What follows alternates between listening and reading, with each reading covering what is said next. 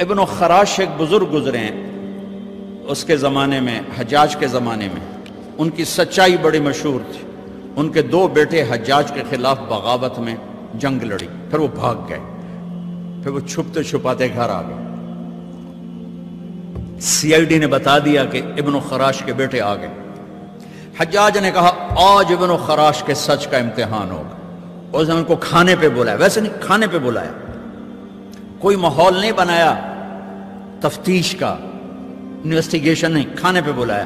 کھانا کھاتے کھاتے ابن خراش آپ کے بچے وہ ہمارے خلاف لڑے تھے، کہیں وہ بھاگ بھوگ گئے، کہ ان کی خیر خبر ہے؟ تو وہ ہنس پڑے، کہنے لگے حجاج زندگی موت تو اللہ کے ہاتھ میں، گھر بیٹھے ہوئے آ گئے، پہنچ گئے۔ کہا سلام کرتا ہوں، سلام کرتا ہوں، آپ کو آپ کے بچے گفٹ کرتا ہوں، اگر آپ جھوٹ بولتے تو آپ تینوں کی گردن اڑا دیتے۔ سلام کرتا ہوں، آپ کو آپ کے بچے مبارک ہو۔ کہ میرے نبی نے کہا میرا امتی ہر عیب کر سکتا ہے، جھوٹ نہیں بول سکتا، دھوکہ نہیں دے سکتا۔ میرے امتی سے ہر گناہ ہو سکتا ہے، جھوٹ نہیں بول سکتا، دھوکہ نہیں دے سکتا۔ دیکھو میرے دفتر، میرے ملک کے بازار، میرے ملک کی منڈیاں، دھوکہ اور خیانت اور بددیانتی چند ٹکوں کے پیچھے، چند ٹکوں کے پیچھے۔ میرے بھائیو، میں جس قوم کے پاس کربلا کی تاریخ ہو وہ جھوٹ بولے، وہ خیانت کرے، وہ نماز چھوڑے، زیر خنجر بھی یہ پیغام سنایا ہم، سب کچھ ذبح کروا دیا، لیکن سچائی کو نہیں چھوڑا۔ حالانکہ یزید کی بیعت کرنے میں استغفار کا راستہ موجود تھا، مدینے جا کے توبہ کر لیتے، اور جنت کی سرداری تو پہلے ہی مل گئی تھی۔ آپ گرمی میں بیٹھے ہو، میں گرمی میں بیٹھا ہوں کہ اللہ معاف کر دے، لیکن کیا پتہ اللہ معاف کرے نہ کرے۔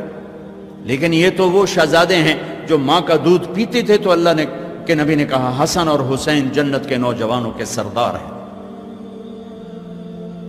حسن پیدا ہوئے، آپ نے کہا علی کیا نام رکھا؟ کہا جی حرب۔ کہا نہیں نہیں حسن۔ پھر حسین پیدا ہوئے، کیا نام رکھا؟ کہا جی حرب لڑاکا۔ کہا نہیں حسین۔ پھر فرمایا اللہ نے یہ دو نام میرے بچوں کے لیے بچا کے رکھے تھے، آج تک کسی کو یہ نام نہیں ملے میرے بچوں کے لیے۔ اور یہ ذبح ہو رہے ہیں، ایک ایک کے سر کٹ کے نیزوں پر چڑھ رہے ہیں کہ سچ نہیں چھوڑنا، دھوکہ نہیں دینا، جان دینی ہے، سچ نہیں چھوڑنا۔ چلو وہ تو بڑے عالی مقام اہل البیت تھے، آپ کو یزید کے بیٹے کی نہ سنا؟ معاویہ بن یزید 22 برس کی عمر میں حکمران بن گیا، چونکہ اس کا باپ 41 سال کی عمر میں مر گیا۔ 3 بر اعظم پہ حکومت، 3 بر اعظم پہ حکومت، 3 بر اعظم پر، اور 22 برس کی پاگل پن کی عمر، 40 دن حکومت کی، اور سارے بنو امیہ کو اکٹھا کیا اور کہا لوگو میرا باپ ظالم تھا، جبار تھا، اس نے اہل البیت کا خون بہایا، جس کرسی کے نیچے حسین کا خون ہو میں اس پہ لعنت بھیجتا ہوں، یہ تمہاری حکومت ہے، جس کو چاہتے ہو دے دو، میں یہ جا رہا ہوں۔ 3 بر اعظم کی حکومت چھوڑ کے گھر بیٹھ گیا، اور اس کا جنازہ نکلا، وہ خود نہیں نکلا۔ وہ میرا دفتر کا کلرک 100 روپے کے پیچھے ایمان بیچتا ہے، ریڑھی والا 10 روپے کے پیچھے ایمان بیچتا ہے۔ بددیانتی یہی تمہارے فیصل آباد کا قصہ ہے۔ میں واک کر کے آ رہا تھا فجر کی بعد، تو میری نظر پڑی ایک ریڑھی والا، سفید داڑھی پگڑی، دور سے مجھے نظر آیا، بڑا پیارا لگا۔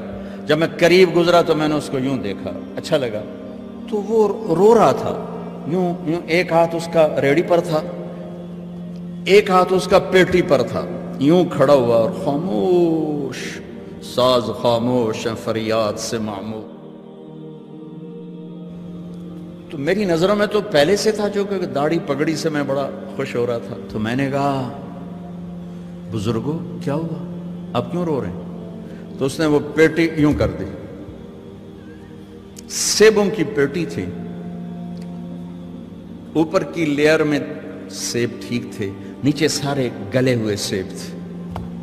مجھے کوئی اردو سپیکنگ لگتا تھا چونکہ اس کا لہجہ بڑا خوبصورت تھا، مجھ سے کہنے لگا بیٹا میں بہت غریب ہوں۔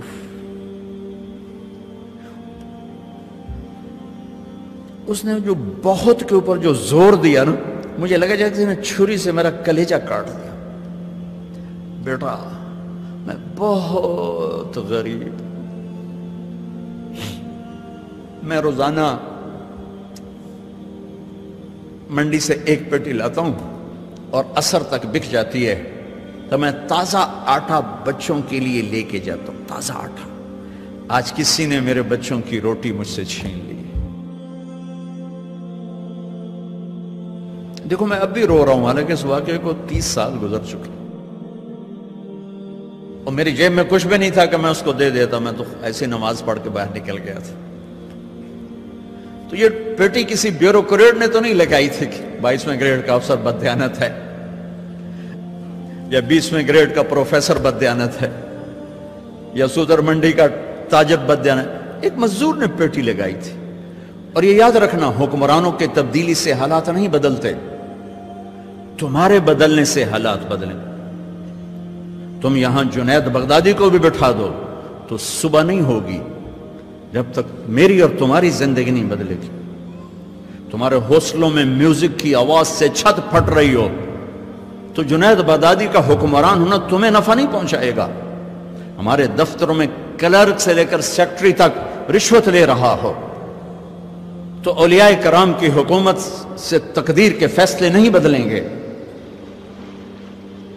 بنو امیہ کے حکمران ظالم تھے، لیکن اسلامی فتوحات کا دائرہ پھیل رہا تھا چونکہ عوام اللہ کے بڑی محبت کرنے والے تھے، اللہ پہ مرمٹنے والے تھے، اللہ پہ قربان ہونے والے تھے۔ میرے بھائیوں، اپنے آپ کو بدلنے سے شروع کرو۔ چھوٹا سا وظیفہ بتایا، سچ اور دیانت، سچ اور دیانت، چھوٹا سا وظیفہ بتا، اپنے سے شروع کرو۔ سیاستدان برے ہیں، پہلے کون سے اچھے رہیں؟ حکمران برے ہیں، وہ برا ہے، وہ برا ہے۔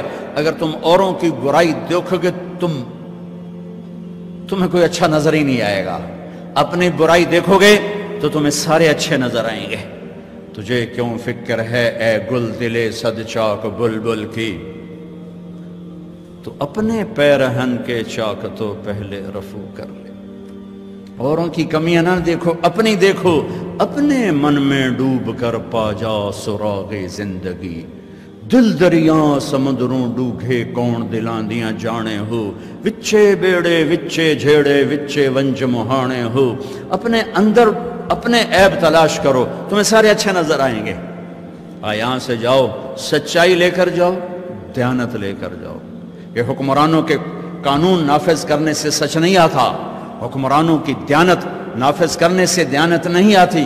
تیرا دل حکمران ہوگا سچائی کے ساتھ، دیانت کے ساتھ، تب دیانت ہوگی۔ میرے عزیزو، اپنی زندگی کو خوبصورت بنانا ہے اور اللہ کو خوبصورت نظر آنا ہے، اپنے حبیب کی زندگی اپناؤ اور سچائی اور دیانت۔ اور ایک آپ کے گھر کی زندگی سے متعلق بات ہے، اپنے گھروں میں محبت کی فضا قائم کرو، خاوند اور بیوی محبت کی فضا بناؤ، ماں باپ اولاد محبت کی فضا بناؤ، دفتر یونیورسٹی آفیسز کلاسز محبت کی فضا بناؤ۔ شدت اور سختی اور ٹانٹنگ اور طنز یہ زندگیوں کو ویران کر دیتی۔ میرے نبی نے محبت کا سبق سکھایا، میرے نبی نے محبت کا درس دیا۔ میرے نبی نے فرمایا اسلام کا سب سے مضبوط عمل وہ آپس میں اللہ کے لیے محبت کرنا ہے۔ اسلام کا سب سے مضبوط عمل وہ آپس میں اللہ کے لیے محبت کرنا ہے۔ محبت کرنا سیکھو، نہ مذہب کے نام پہ لڑو، نہ سیاست کے نام پہ لڑو، نہ کرسی پہ لڑو۔ اختلاف کرو، لڑو نہیں، اختلاف کرو، لڑو نہیں۔